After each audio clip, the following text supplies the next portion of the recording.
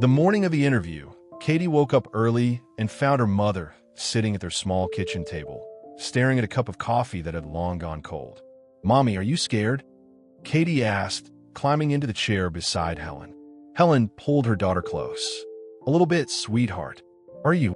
Katie considered this honestly. "I am nervous, but not scared. Mr. Morrison taught me that being nervous means something is important to you. If I wasn't nervous, it would mean I didn't care about our friendship." Helen smiled despite her worry. "When did you get so wise?" "I learned it from you and Mr. Morrison. You both taught me that telling the truth is always the right thing to do, even when it's hard." At noon, the news crew arrived at the Morrison estate. James had chosen to do the interview in the library, a warm, comfortable room filled with books and family photos. He wanted to show the world that this was a home, not just a mansion. The interviewer was Amanda Chun from Channel 7 News, known for her fair but thorough reporting style. James had specifically requested her because she had a reputation for letting children speak for themselves rather than talking over them. "Mr. Morrison, Katie, thank you for agreeing to this interview," Amanda began as the cameras rolled. "I know this has been a difficult time for both of you." James sat in one chair, Katie in another, with Helen nearby, but out of the camera frame.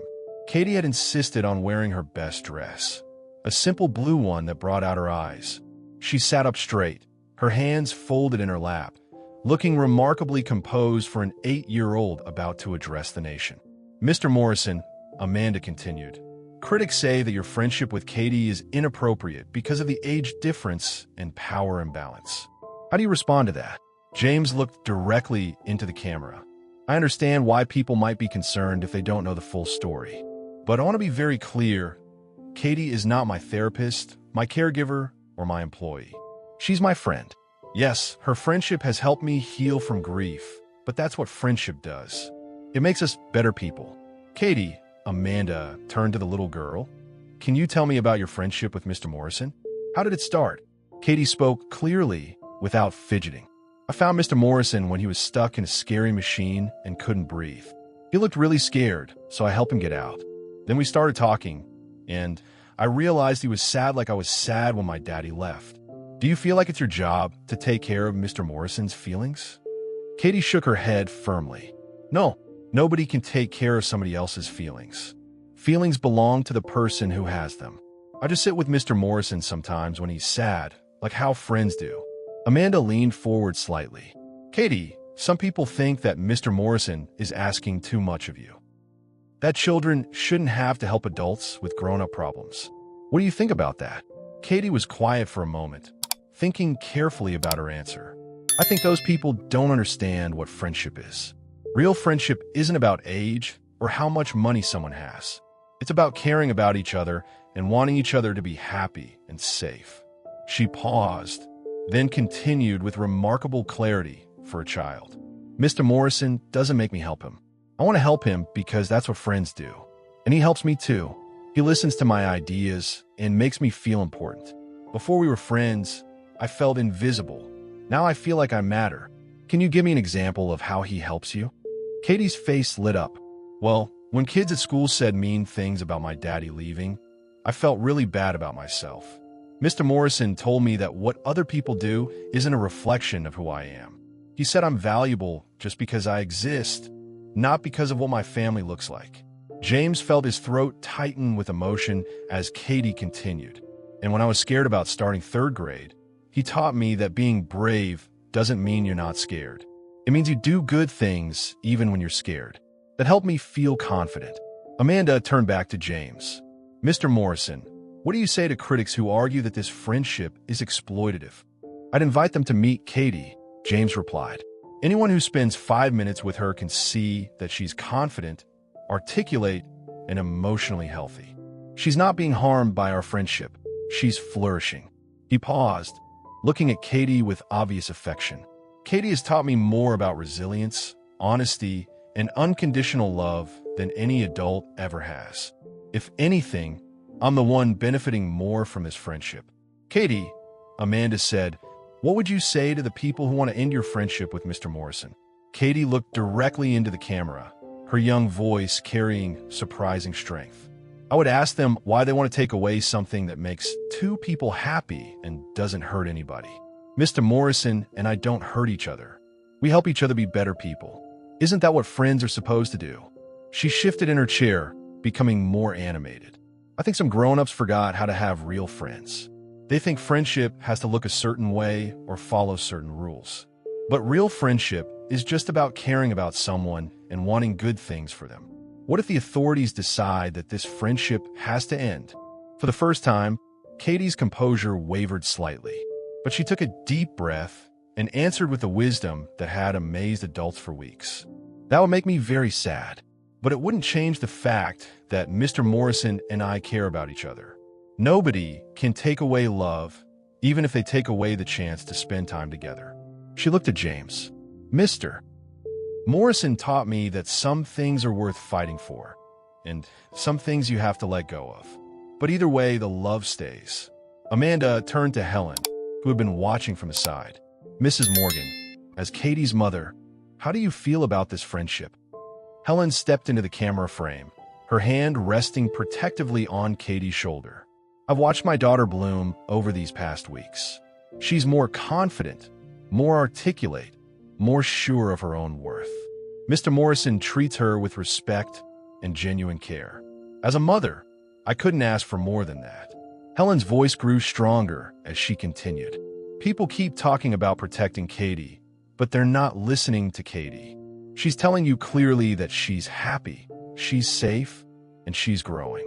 Sometimes protection means stepping back and letting a child thrive. What about the doctors who say this friendship is psychologically harmful? Those doctors spent maybe an hour with my daughter, Helen replied firmly. I've lived with her for 8 years. I know when she's happy and when she's not. She's never been happier or more sure of herself than she is now. As the interview continued, something remarkable began to happen. The comment sections on the live stream started shifting. Viewers were responding to Katie's obvious intelligence and emotional maturity. They could see for themselves that this was a happy, healthy child who was articulating her own feelings and experiences. Mr. Morrison, Amanda said, if this controversy had never happened, how would you want people to understand your friendship with Katie? James smiled, looking at Katie with genuine warmth. I'd want them to understand that healing comes in many forms. After my wife died, I thought I'd never be happy again. Katie didn't fix me. Nobody can fix another person. But she showed me that it was okay to be vulnerable, okay to ask for help, okay to find joy even in the midst of grief. He paused, gathering his thoughts. She also taught me that wisdom doesn't always come from age or experience. Sometimes it comes from a pure heart and an honest perspective. Katie sees the world without the cynicism and fear that many adults carry. That clarity has been a gift to me. Katie, what do you hope people understand about your friendship? Katie looked thoughtful. I hope they understand that friendship is about hearts, not about how old someone is or how much money they have. Mr. Morrison's heart is kind, and he sees my heart as important. That's all friendship really is. She smiled at James. I hope they understand that when two people help each other be better, that's a beautiful thing, not a scary thing. As the interview concluded, Amanda asked one final question. What happens next for both of you? James and Katie looked at each other, and Katie nodded for him to answer first. Whatever happens, Katie will always be important to me. If we're allowed to maintain our friendship, that would make me very happy. If not, I'll respect that decision, but continue to support Katie and her mother in whatever way I can. Katie added, I hope people will see that our friendship is good and let us keep being friends. But even if they don't, I learned something important from Mr. Morrison. You can't control what other people do, but you can control how you respond to it. So either way, I'm going to be okay. The interview ended, but the real impact was just beginning. Within hours of the interview airing, public opinion began to shift dramatically. Social media exploded with support for James and Katie's friendship. The hashtag Let Them Be Friends began trending worldwide. Dr. Patricia Wells called James that evening. Mr. Morrison, I owe you an apology. After seeing that interview, I realized I made assumptions based on theory rather than reality. Katie is clearly a remarkable child who is thriving in this friendship. Similar calls came from other medical professionals who had initially opposed the friendship. Seeing Katie speak for herself, confident, articulate, and obviously happy, had changed many minds. But the most important call came from Child Protective Services. Mr. Morrison, this is Janet Rodriguez from CPS. We've completed our investigation, and after interviewing Katie extensively and observing her interactions with both you and her mother, we found no evidence of harm or inappropriate behavior. The case is being closed. 3 days later, James received a letter that brought tears to his eyes. It was from Dr. Sarah Kim, the child psychologist who had threatened to call CPS. Mr. Morrison, I want to personally apologize for my initial reaction to your friendship with Katie. As a professional, I let my preconceptions about appropriate adult-child relationships cloud my judgment. After seeing Katie's interview, I spent considerable time reflecting on my own biases. Katie demonstrated emotional intelligence and self-advocacy skills that many of my adult patients lack. She clearly articulates her own needs, boundaries, and feelings. Your friendship appears to be a beautiful example of what intergenerational relationships can be at their best. Mutual respect, genuine care, and positive growth for both parties. I hope you'll accept my apology and continue to be the positive influence in Katie's life that you clearly are. Sincerely, Dr. Sarah Kim. 6 months later, James Morrison stood at the podium of the Morrison Foundation's first annual gala. The foundation, dedicated to supporting childhood mental health and intergenerational mentorship programs, had raised over $10 million in its first year. In the audience, Katie sat with her mother, wearing a beautiful dress that James had insisted on buying for the occasion. She was beaming with pride as her friend spoke to the crowd of donors and supporters. When I started this foundation, James said, I thought I was doing it to help other children like Katie find mentorship and support. But I've realized that the children aren't the only ones who benefit from these relationships. The adults do too. He looked directly at Katie as he continued.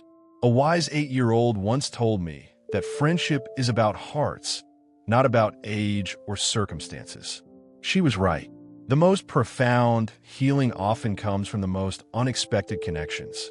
The gala raised enough money to fund mentorship programs in 12 cities, pairing adults and children who could benefit from intergenerational friendship and support. Later that evening, as the crowd dispersed, Katie found James on the terrace overlooking the sound. Mr. Morrison, I'm proud of you, she said, settling into the chair beside him. I'm proud of you too, Katie. You were so brave during all of this. You never gave up on our friendship. I learned that from you. You taught me that some things are worth fighting for.